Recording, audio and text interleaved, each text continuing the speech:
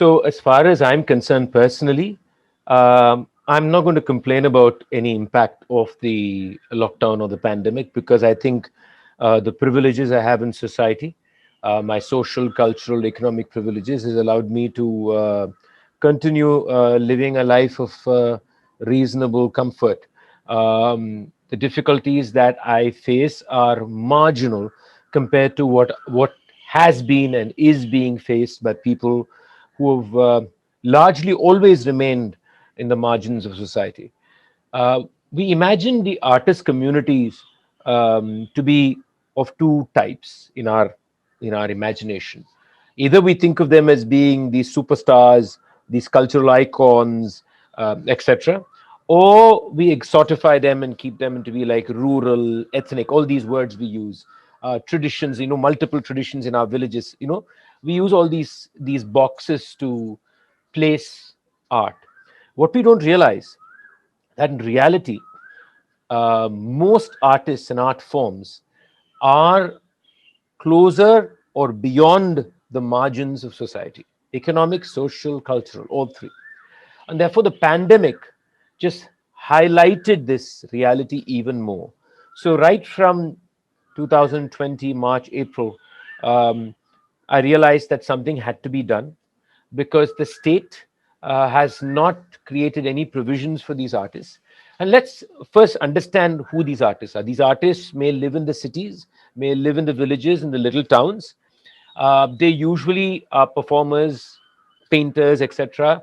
Some of them perform for, say, 4 or 5 months in a year when the temple season, the cultural season is there. So, usually January to maybe May is very, very lively with performances if they are performing artists. And then for large part of the year, they are doing other work. They're laborers. They're doing NREGA work. They're probably working in a tea stall. So there are multiple ways they are actually um, adding to their income. So when we say artists, we have to remember that there are people doing multiple things because their art by itself cannot sustain them through the year. Now, this is the majority of art forms in the country, and a majority of artists belong to this section of the art world. This has to be understood by people, especially people of privilege, because people think that, oh, art, why do I have to spend on it now?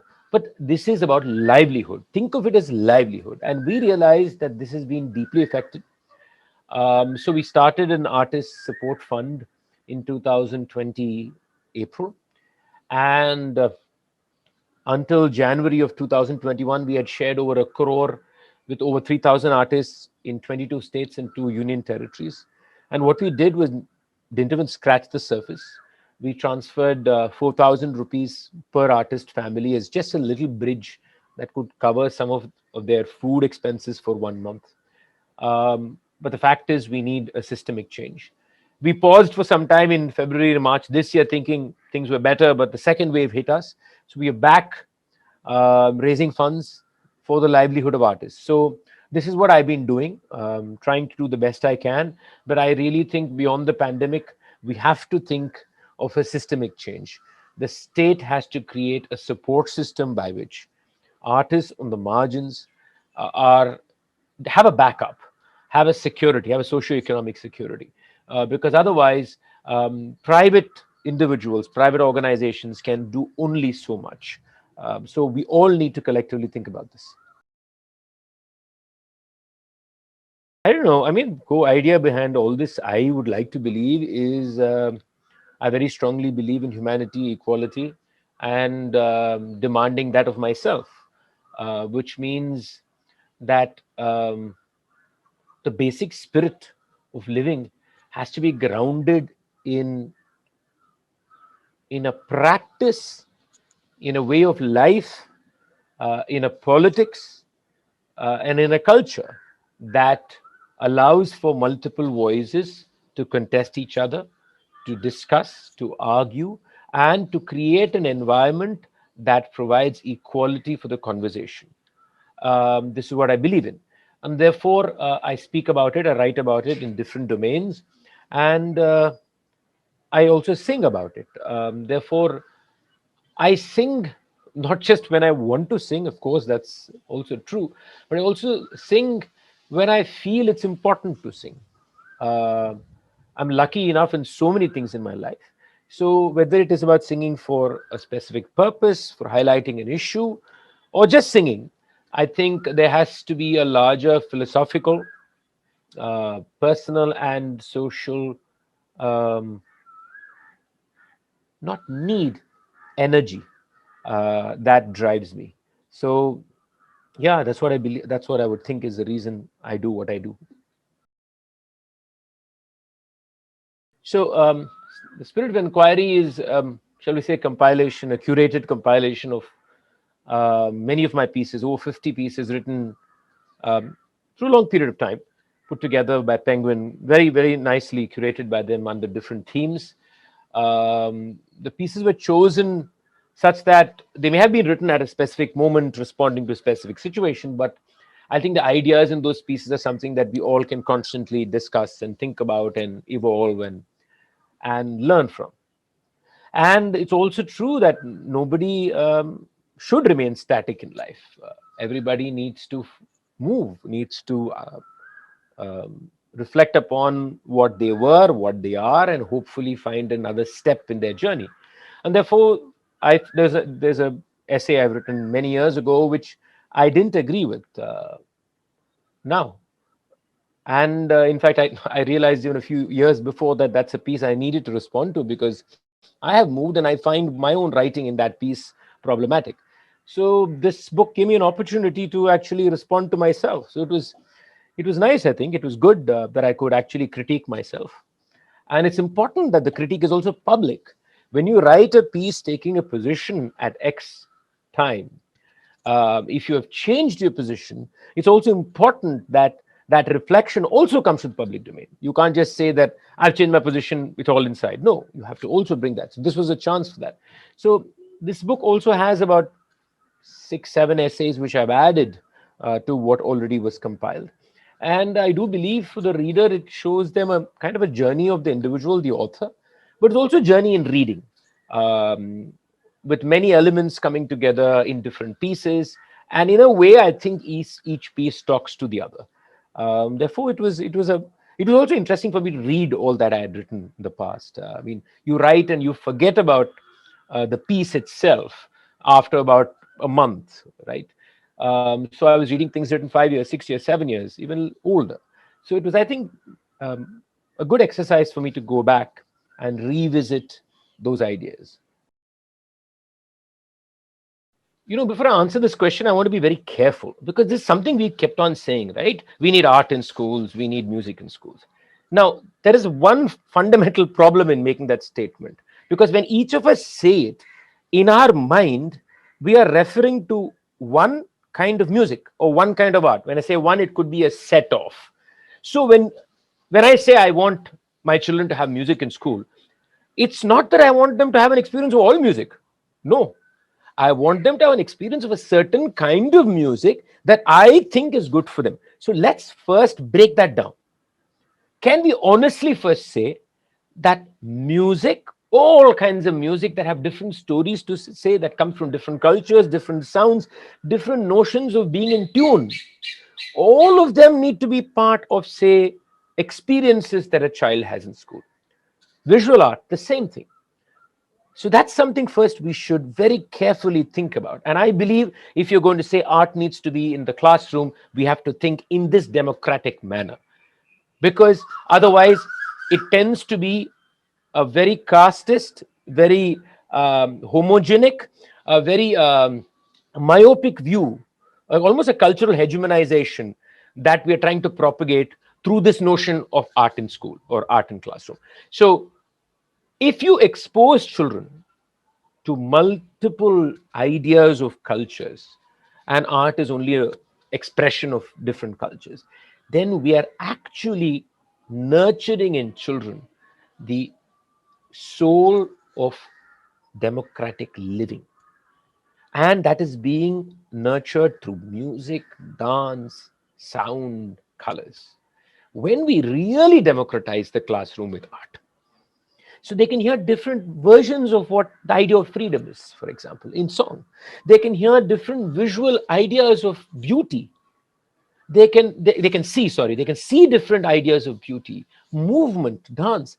Then, we talk about our society being divided. We can change that. If our ideas of beauty and aesthetics and sound is also broken, all the boxes broken, and the child actually experiences the expanse of humanity within its own, shall we say, uh, land, that I think would be special. That is special if we can do it. If we can do that, that'll be wonderful to do. Of course, this also means the classroom itself also needs to be diverse. We need a classroom where there are people from different cultures also participating. But this kind of arts, or this open receiving and participating in diverse art forms in a classroom will the nature of our society.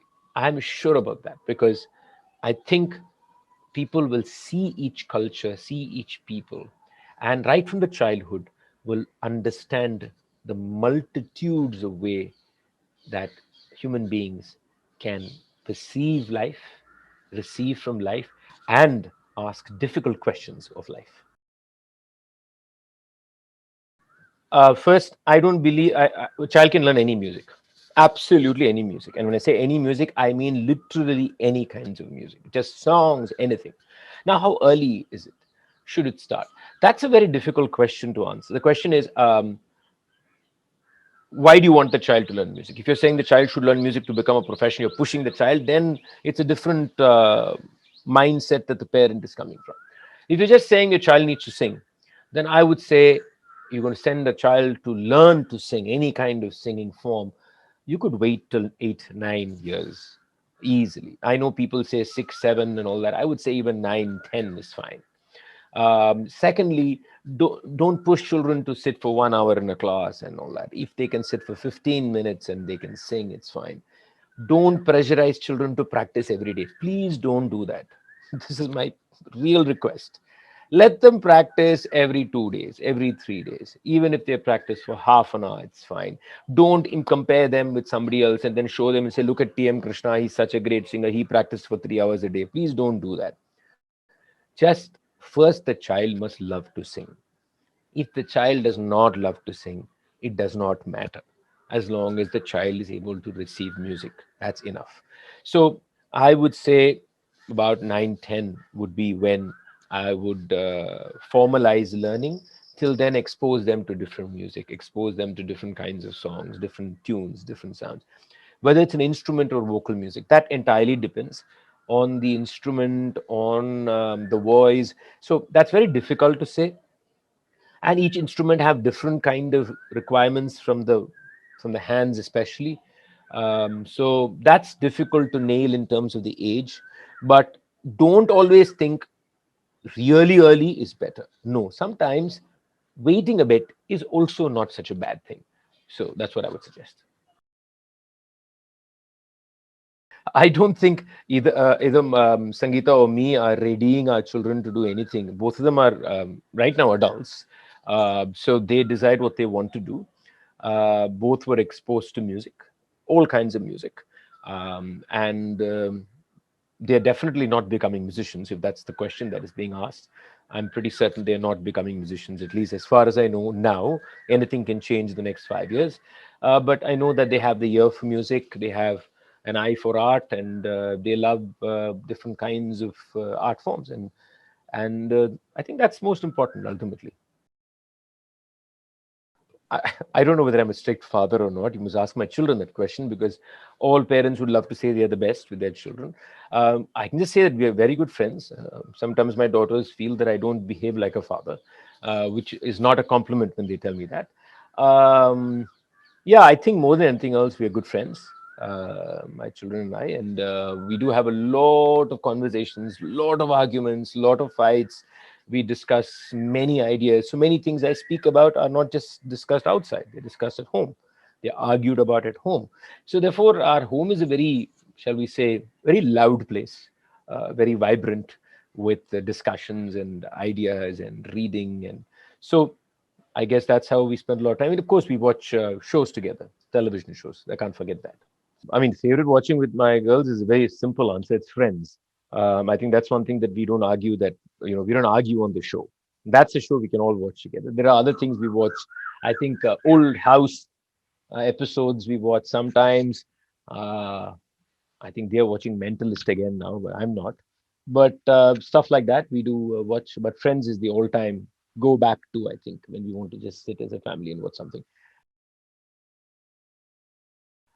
In terms of quality time, I think the pandemic actually, I'm not very sure, at least I can speak for myself, how much this is really true, that really it changed things. I think what it did is, of course, it changed the dynamics of how things happen at home, who did what, etc. And it allowed for more participation. But it also made us all tired, I think, right? Mentally, somewhere, uh, though we live in comfort and we have nothing to complain about, there was a certain feeling of stress. Just being the fact that everything was shut down meant it was also putting pressure on our brain and our head of everything being shut down. So I think that's something that we've all struggled with as a family, each one of us in a different way. But being together has been wonderful in the sense that we have done a lot of things together. We've had more time to talk. But I think we've also reached a point where each of them want to go their own way right now. So I think they're ready to leave. My valuable lesson. Okay, I am not going to give advice to other parents at all. I think it's the worst thing that we can do, because I think every parent child relationship has its own dynamics, has its own context. Therefore, generalizations are not great. Um, I can tell you what I think I should do more. I don't do more. Spend more time with my children, which I hope I will get to do soon. But the thing I think that I really want to say is be friends with your children. I think that's the thing, and I mean that in the most expansive manner, because it's used as a cliche, but I don't mean it in that cliched sense. Really, can you be friends with your children? Can they take all the liberties that a friend will take with you? And I think to a large extent, I have been that friend with them. So I think that's my only suggestion. Okay, first I have a confession to make. The lockdown made me get a cell phone. So that's after years, almost 7 years of actually not having a cell phone. I'm now into the mobile world, and I can tell you it's occupied so much of my time. It was not like this before. And I can see why people are hooked onto it, because now I'm hooked onto it. So it's a very tough one. It's such a distraction that it's very difficult to keep it aside. That's the truth. That's why it's addictive. I think, but somehow we should find a way of just switching it off. Maybe I have to also. I have the same problem. I didn't have the problem before, but now I do. Is to switch it off. Maybe not have certain social media platforms on your phone. That may help. That you have to only access it through your, say, your mobile. I mean, your computer. Things like that may be a great way, but some discipline is required. I think both for your children and for you. But one thing, you can't expect your child to have discipline in terms of gadgets, while you do not, for example, have the same discipline. Double standards don't work. We're a very erratic family with no systems in place, so we don't really say that. We just keep telling each other, put the phone away, put the phone away. So I'm not going to claim any great organization of saying what mobile less time. We've not organized it so well as yet.